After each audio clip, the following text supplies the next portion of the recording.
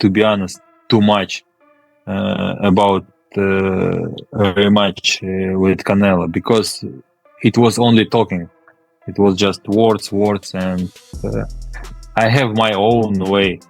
Of course, it's better to fight in my weight class. It's not enough just talking.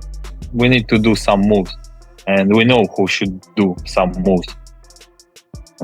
It's not me, because I'm ready. You don't have the punching power, but you have the skills that's necessary. Crawford. Yeah. So you were very impressed with his performance? Well, yeah. One Dmitry Bivol has officially reacted to TerenceCrawford's stunning win over CaneloAlvarez, and his comments have reignited talk of a possible Crawford versus Bivol showdown. As one of the very few men who have already beaten Canelo, Bivol's words carried serious weight. On social media, he praised the fight, calling it a clash of technique, skill, IQ, and power, before congratulating Crawford on a well-earned victory.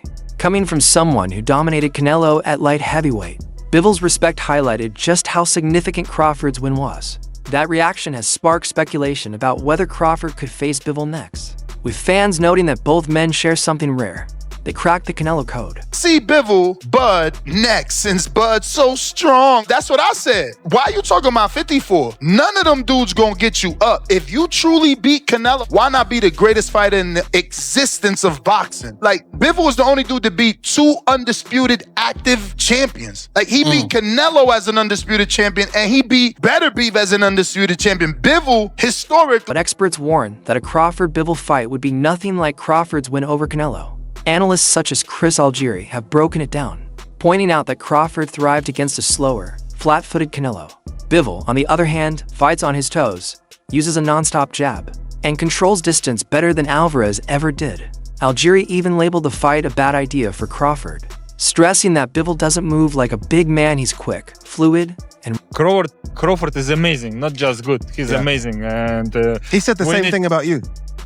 Thank you, Terence. But I think he should be in the book for really? Is that good? How to learn boxing, you know? Really? He's a very good fighter. Many argue that Crawford has made a career out of proving doubters wrong. He dismantled Errol Spence, walked through David Evanesian, and handled prime versions of Sean Porter.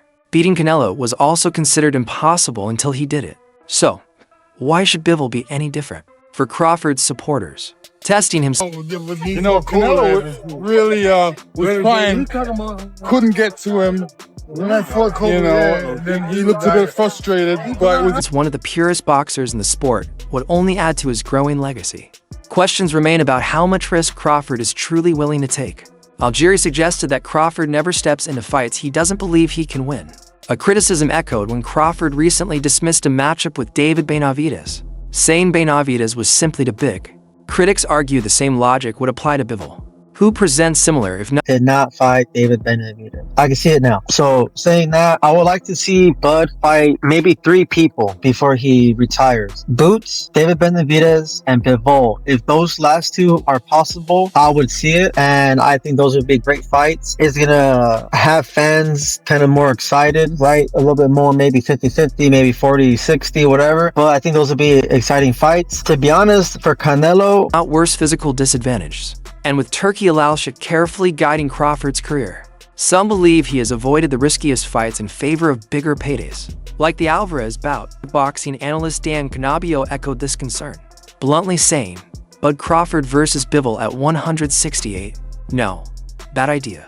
In his view, Crawford only looked dominant because Canelo was plodding forward. Against Bivol, who's tall, rangy, and always balanced Crawford. There's still a need for Benavidez. Who? Canelo? Turkey people are talking about it. Turkey hit it at that. He was like Benavidez. Yeah, he Turkey, did. So. Turkey just posted that this morning, wondering if Benavidez can make 168. Maybe he has plans or ideas of maybe trying to match up Benavidez and TerenceCrawford. No, there. man. No, I ain't doing that fight. Maybe planning on vacating the belts. No, we ain't gonna vacate the belts, you know. Crawford would be chasing shadows. Skepticism. Jose Benavidez Sr., father and trainer of David Benavidez, has repeatedly questioned Crawford's chances at super middleweight.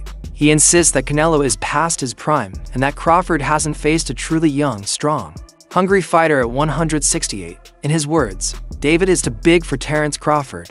With David, it's a different story. They now ever entertain a fight with David Benavidez?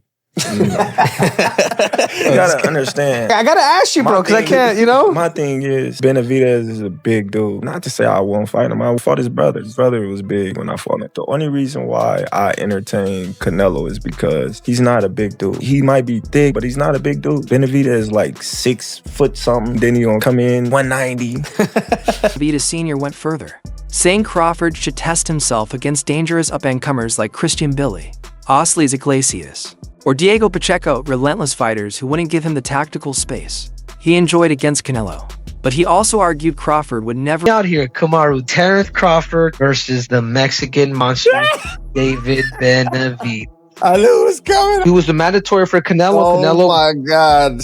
Relax. what's up? The scariest guy in the division. He's not in the division. He said he could still make 168 pounds. The reason why he went up is nobody wants to fight him. That's a big dude. And to be honest, Terence Crawford's 37 years old. It's about merit. Could I get to the generation? agree to those fights, since they carry high risk but little financial reward. He even compared the situation to Bivol's own career, noting that despite beating Canelo convincingly, Bivol didn't become a global superstar overnight. Benavidez Sr. argued that skill alone doesn't guarantee superstardom, and Crawford still...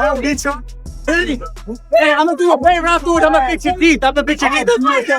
Hey, you ready? Be ready. What I told you. Be ready. What you want me? That you gonna get some ass, boy. Be ready. Focus. Ready. Be ready for the yeah. And be ready for those free teeth. I'm gonna give you 2 months. Be ready. I'm gonna get all them burritos out you, boy. All them burritos out. Lacks the massive fan base that Canelo built over years of headline fights. Another criticism is Crawford's style itself. While his performance against Canelo was smart and effective, some felt it wasn't explosive enough to excite casual fans. Benavidez Sr. compared it to Floyd Mayweather or Shocker Stevenson. I won't knock him out because, you know what I mean? He's a great fighter. He's never been knocked out, but I could definitely say that I'd put a beating on him. I'd put hands on him worse than anybody's ever put hands on him. Right, and he's a legend. He's a legend, but I feel like I'm in my own way. I'm a legend. You know what I mean? That's what I'm calling all the great fighters, and I'm showing it. I'm showing why I want to be a legend. So at the end of the day, I ain't scared of nobody. I'll fight anybody, whenever, whoever. Movement and jab make him almost unbeatable for Crawford. On the other, supporters believe that if Crawford truly wants to cement his greatness, Bivol is the perfect test. Bivol hasn't gone out of his way to chase the fight. He's been respectful, praising Crawford's win as historic and well-earned. But the fact that his name is even in the conversation keeps the speculation alive. If Turki Alalshik deems it marketable, and if Crawford decides the risk is worth it, fans could witness a battle of 2 of the smartest boxers in the world. But what do you think should Crawford dare to test himself against Dmitry Bivol? Like I said, right now, it's nip and tuck for him and Usyk for the greatest fighters of this generation. But if he go to 160 and he make a run there, then I think the conversation's over with and you got to lean towards Bud Crawford's favor. Right now, him and Usyk are neck and neck, but Usyk's run being more difficult because of it being a heavyweight and his